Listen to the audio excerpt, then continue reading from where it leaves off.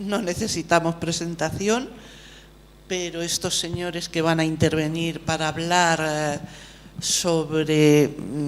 cómo se le pone hoy en escena a Cervantes, lo cual no es fácil porque Cervantes no es un gran hombre de teatro. Ya sé que me van a pegar, sobre todo Felipe, pero bueno, hay gente que opinamos que no es un gran dramaturgo, si es un gran todo lo demás. Pero a pesar de que se le ha puesto poco en escena a lo largo del siglo XX, a finales del XIX sí se puso un Quijote, bueno, Quijotes se han puesto a lo largo del XX varias veces,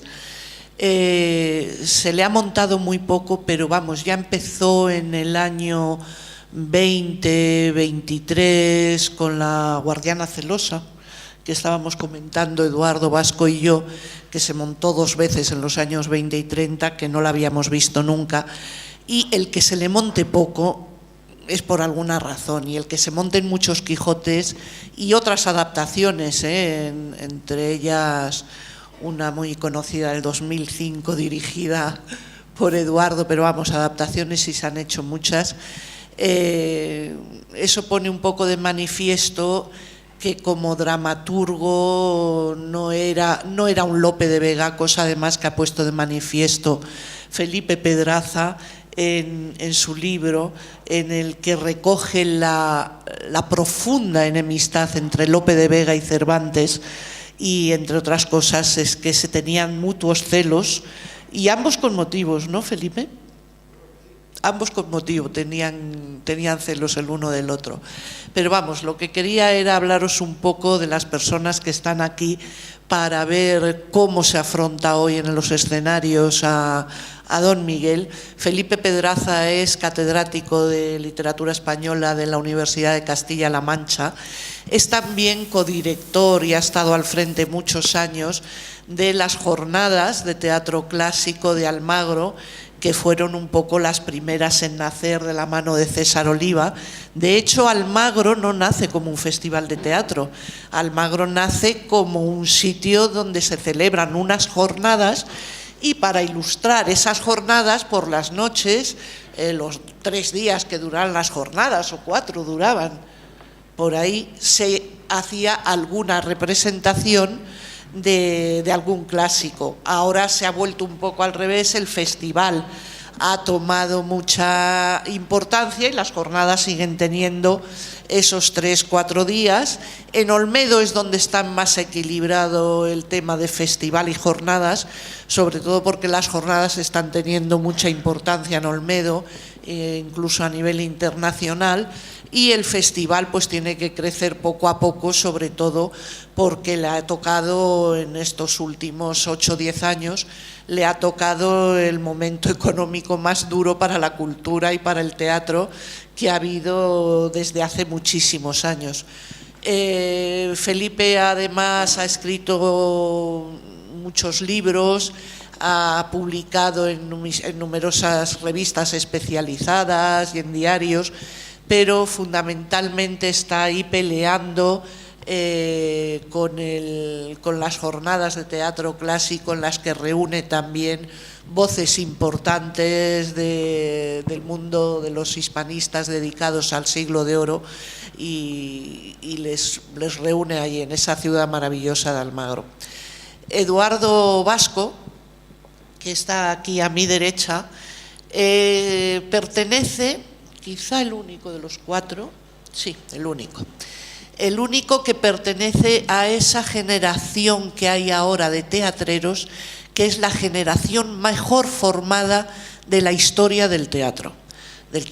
español, del teatro europeo, del teatro internacional, como lo queráis ver. Prueba de ello, él es licenciado en interpretación por la RESAT, después lo fue por la dirección escénica también por la RESAT, después estudió dirección escénica y puesta en escena de ópera en Ámsterdam, después estudió música y sobre todo aprendió cómo manejar y dominar el espacio sonoro, sabe también de iluminación, sabe de escenografía y no es porque sea más listo que otros, seguramente es igual o más o menos, eso es lo de menos. Lo importante es que sí pertenece a la generación mejor formada del teatro en toda su historia, en la que vemos a otros colegas tuyos, como pueden ser, bueno, gente fundamentalmente de la RESAT, que han pasado por la RESAT y que saben realmente de todo. Es como si fuera la versión contemporánea del teatro independiente español. En el teatro independiente español había que coser, había que montar y desmontar por la noche, había que cargar a la furgoneta y saber conducir, había que hacer de todo. Bueno, pues esta generación lo mismo, hacen de todo, solo que aquello era sobre todo voluntarioso y con buena voluntad y además se entremezclaba con una necesidad de un teatro de urgencia, un teatro político en el que había que hacer otras cosas, y la generación de Vasco no. La generación de Vasco se puede decir que es por amor al arte.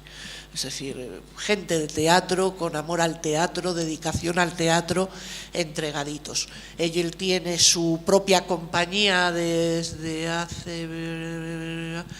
98, noviembre, pues no te acuerdas, bueno, 98.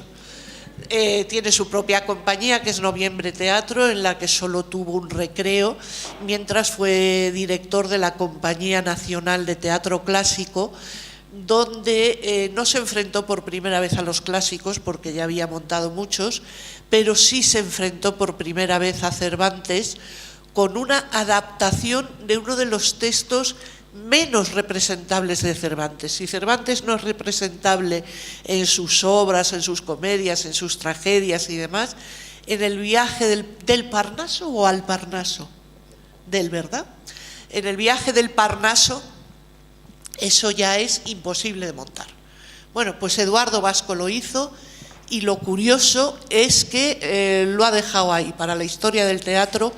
como uno de los montajes más interesantes, más lúcidos y más lúdicos que ha habido en el teatro cervantino español, y es un montaje que todos recordaremos, y yo sobre todo lo recuerdo no porque fuera bueno, que también, sino porque era imposible montarlo, y cómo lo hizo yo aún hoy